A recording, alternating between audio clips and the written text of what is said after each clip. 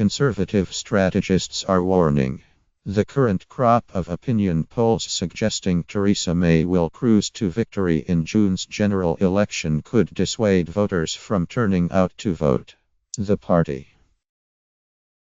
belief is that a landslide election narrative may also encourage others to back Labour and other opposition parties simply in an attempt to minimize the scale of the anticipated majority, prompting the Prime Minister to warn about the issue on Tuesday. On a campaign visit to Wales, May said, "Remember, the opinion polls were wrong in the 2015 general election. They were wrong in the referendum. And Jeremy Corbyn himself has said that he was a 200-to-1 outsider for the Labour leadership in 2015 . And look where that got him," she told Tory activists at a community centre in Bridgend. A Conservative source called it a real concern because of the potential impact on voter choice. Another said the idea of a 100+ majority was an exaggeration. Although they did confirm, internal polling suggested the Conservatives believed they could be dozens of seats ahead after the 8 June vote.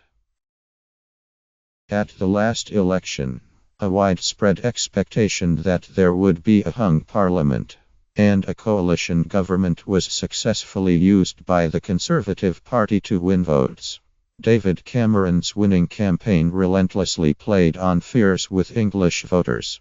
The SNP would enter government with Labour.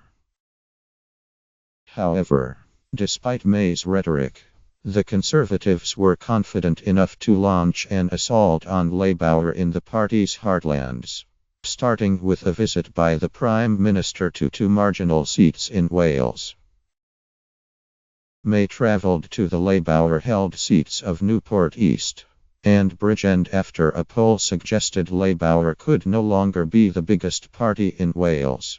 The first time since 1922. Part of the Tory strategy is to win over voters who were once solidly Labour but have since flirted with UKIP, and then backed Brexit in June's referendum. May told activists that she would stop ducking the issue of social care, said the Tories were the party of low taxes, and claimed deals done in the Welsh Assembly backed up her much-repeated statement. Corbyn would only be Prime Minister if he was propped up by a coalition of chaos.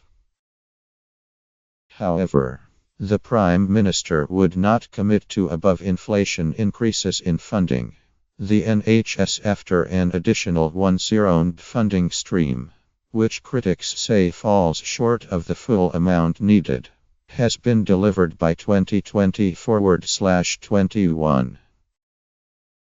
She said she would not comment on the manifesto, but insisted the Tories had put more resources into the health service than Labour would have done. "If you want to see what Labour would do to NHS, just look at the problems here in Wales," she added, echoing a common attack made by her predecessor David Cameron during the 2015 election campaign.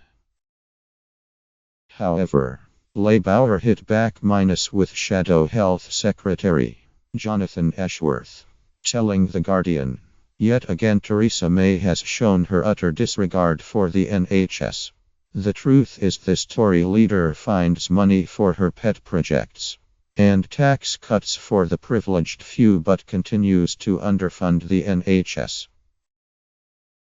Stephen Doty, MP for Cardiff South and Penarth, accused Cameron of being shameful for calling Office Dyke a line between life and death.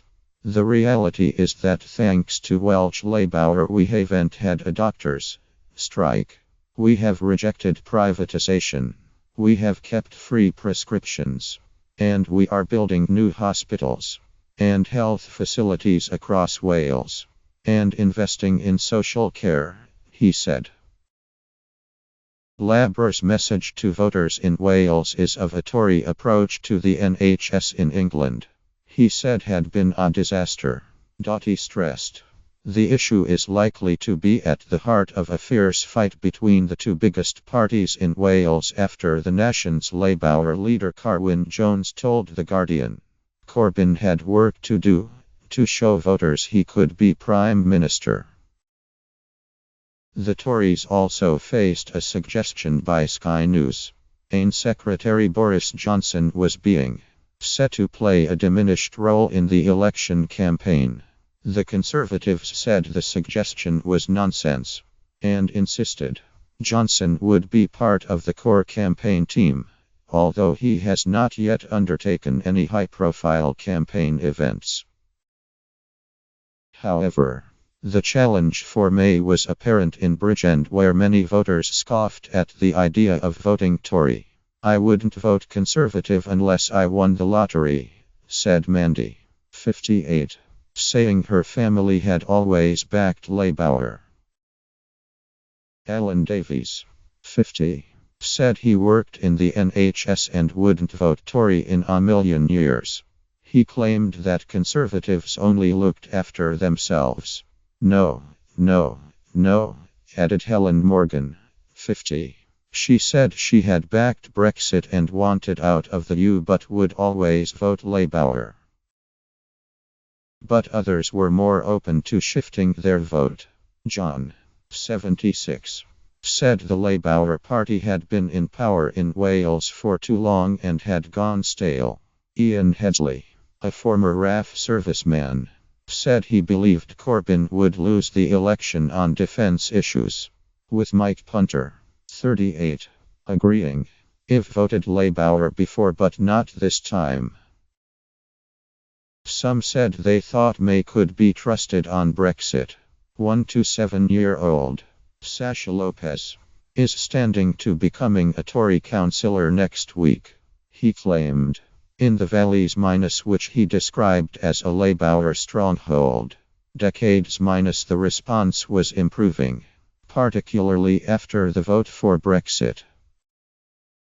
A lot of the UKIP vote was picked up from Labour, but fact UKIP has subsided has allowed those people to vote Conservative and reduced their previous ties to Labour, he said, claiming voters particularly women liked May.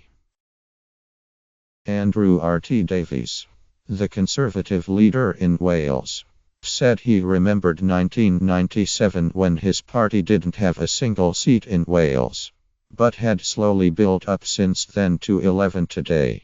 He said, "Our aim is to be competitive in all 40 seats."